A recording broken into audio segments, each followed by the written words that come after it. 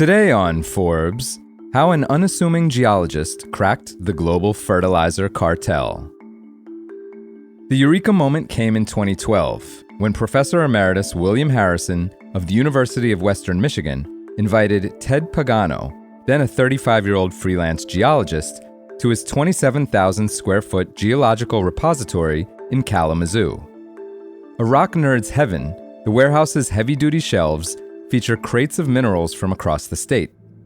But Pagano was there to see something specific: the 80 pallets of rock cores donated in 2008 by the Mosaic Company, a large New York Stock Exchange-listed potash specialist. Cores are standardized cylinders of rock, 3 feet long and 4 inches in diameter. These were recovered from some 75 wells drilled back in the early 1980s to depths 8,000 feet beneath Osceola and Mecosta counties, a sparsely populated swath of central Michigan, into a layer of rock rich in minerals deposited by an ocean that evaporated millions of years ago. Those minerals include salt, or sodium chloride, and potash, or mostly potassium oxide, which farmers prize as a fertilizer. It's a critical mineral. The U.S. uses 5.3 million tons annually and imports 95% of it, mostly from Canada. Pagano was excited to see these cores because he had hoped they would prove his hunch, that Mosaic had been sitting on a potash motherlode in Michigan far bigger than anyone realized. He suspected that the deposit, if properly developed, could provide 1 million tons of fertilizer per year for American farmers. That would be nearly 7 times the volume that Mosaic's little 150,000 ton per year plant in Hersey, Michigan, was producing. Putting up $70,000 of his own money, Pagano had formed Michigan Potash and Salt Company and was already leasing up mineral rights from ranchers and farmers in the area. Even so, Pagano says, quote, "I went to the core lab with skepticism." Harrison and Pagano cut open sealed plastic bags to extract rock wrapped in newspapers from 1984. Testing revealed thick deposits of some of the highest purity potash deposits ever discovered.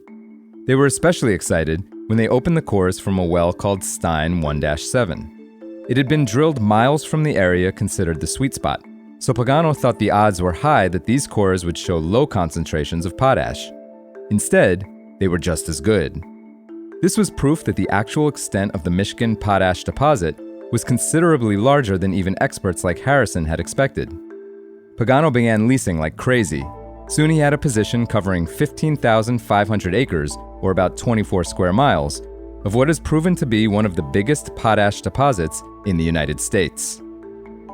Pagano, now 49 years old, says, quote, "I was certain the Stein well would be a poor showing.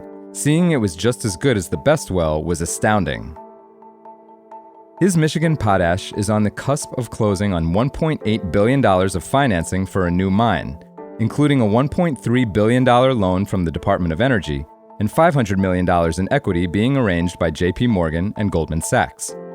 If all goes well, the mine will be churning out 1 million tons per year of potash, worth $350 million, and 1.3 million tons of salt, worth $80 million, by the end of the decade.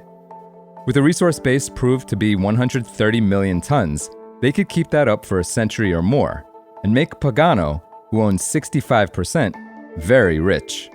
Even now, his stake is worth at least $300 million. Pagano grew up in Greeley, Colorado, the son of a tax preparer and an assistant librarian.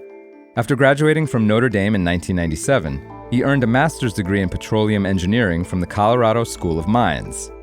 After a decade in the oil industry, in 2008, at age 33, he struck out on his own, initially planning to lease prospective oil fields in North Dakota's Bakken Shale region. But land prices, which reached thousands of dollars per acre with a 20% royalty and 5-year term, were too steep. Looking at other mineral trends in the northern Midwest, Pagano became fascinated with potash and puzzled by Mosaic's Little Hersey operation. Why hadn't it expanded? For full coverage, check out Christopher Hellman's piece on Forbes.com. This is Kieran Meadows from Forbes.